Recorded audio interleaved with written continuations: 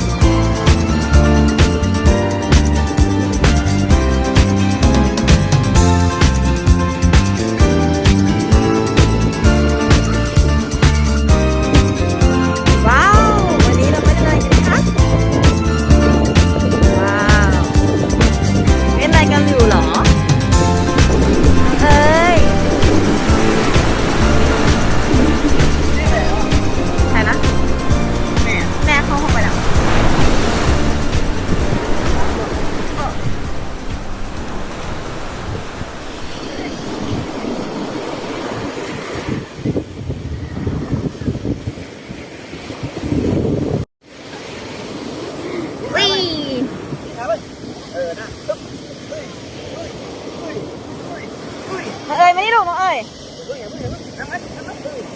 น้องเอ๋ยน้องเอ๋ยน้องเอ๋ยมานี่ลูกเอ้ยขาน้องเอ๋ย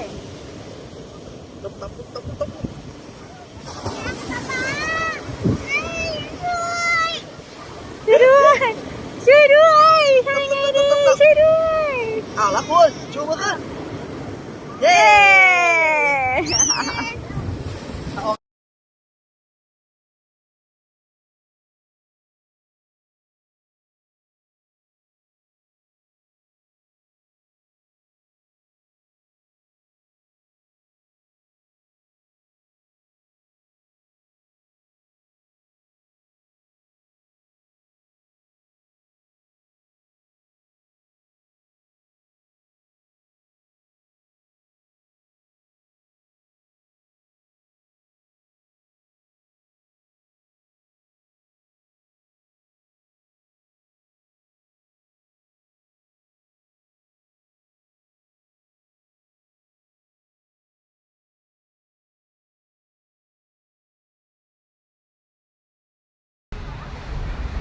อาเอ๋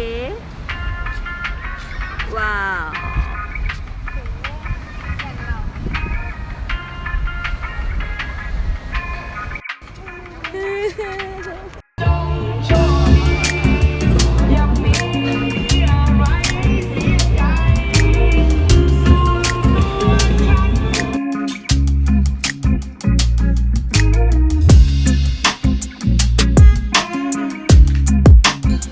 ดึกป่านนี้แล้วยังไม่นอนกันเลยจ้า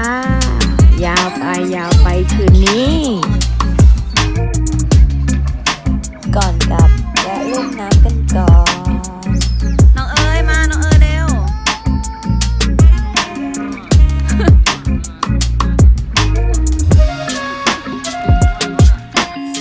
เจอกันใหม่คลิปหน้า